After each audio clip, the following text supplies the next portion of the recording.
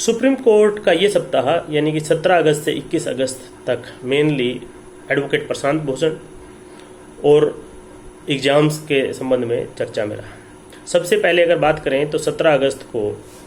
IIT JEE और अन्य engineering colleges में एडमिशन के लिए जेई मेन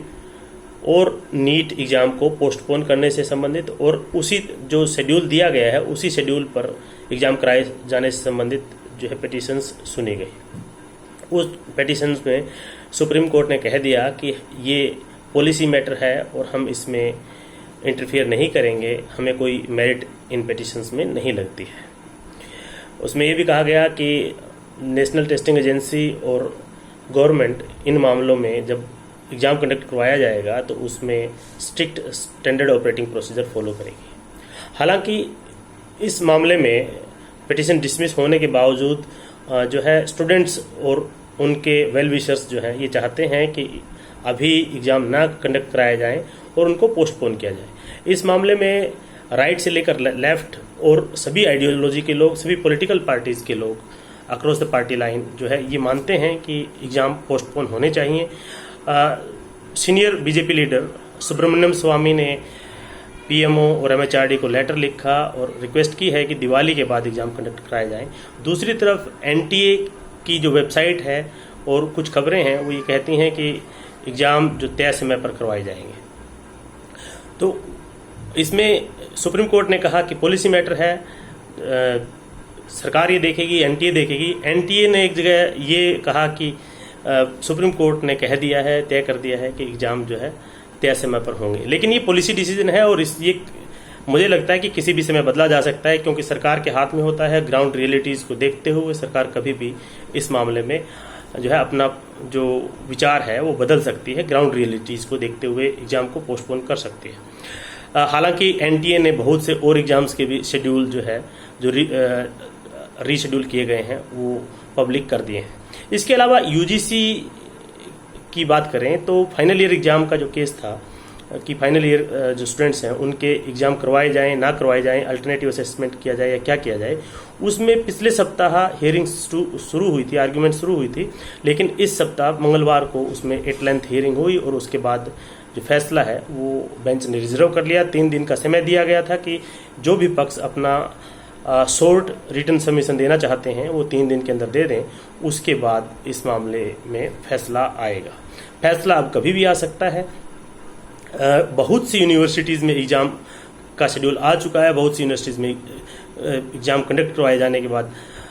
रिजल्ट भी आ चुका है और बहुत बार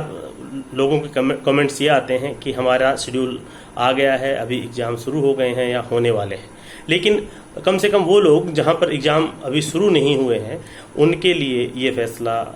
बड़ा महत्वपूर्ण होने वाला है और अगले सप्ताह में कभी भी इस मामले में फैसला आ सकता है। अगर इसके बाद बात करें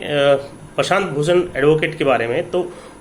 एक तरफ तो उनकी तरफ से कंटेम्प्ट, उन पर दो केसेस जो हैं कंटेम्प्ट के चल रहे हैं, एक 2009 का, एक 2020 में ट्वीट्स के मामले में।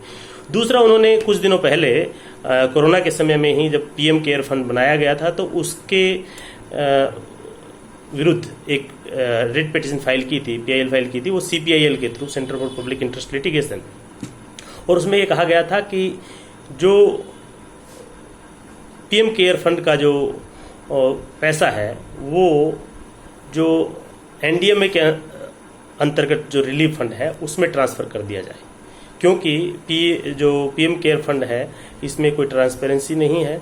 और इसमें ये भी नहीं पता है कि पैसा कहाँ खर्च किया जा रहा है, क्या किया जा रहा है। तो इसमें सुप्रीम कोर्ट ने जजमेंट दी और कहा कि एक पब्लिक चैरिटेबल ट्रस्ट है और वॉलंटरी जो डोनेशन है वो इसमें दी जाती हैं और उसमें जो नेशनल डिजास्टर मैनेजमेंट एक्ट के तहत जो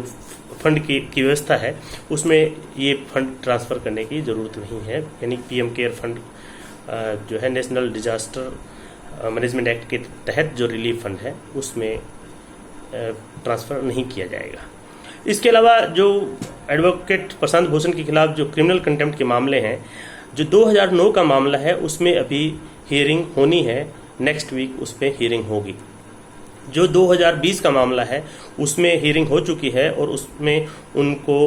गिल्टी करार दिया गया है, उसके बाद सेंटेंस पर हियरिंग इसी वीक हुई है। प्रशांत भूषण चाहते थे, उनके एडवोकेट्स की तरफ से कहा गया कि जब तक जो कन्विक्शन है उनका हुआ है जो क्रिमिनल कंटेम्प्ट में, जब तक इसकी रिव्यू डिसाइड नहीं हो जाता तब तक इस मामले में सेंटेंस पर हियरिंग ना हो। हालांकि सुप्रीम कोर्ट ने इस बात को नकार दिया। उसके बाद डिटेल में आर्ग्यूमेंट्स हुई और बहुत सी बातें उसमें हुई, और अंततोगत्वा ये कह सकते हैं कि सुप्रीम कोर्ट ने जो ऑर्डर रिजर्व किया उसमें ये कहा कि आने वाले 24 तारीख तक अगर advocate Prashant Bhushan unconditional apology Supreme Court को देते हैं तो 25 तारीख को ये मामला रिकंसीडर किया जाएगा, अन्यथा ये कभी भी इस मामले में जो सेंटेंस जो है सुनाई जा सकती है 25 तारीख के बाद।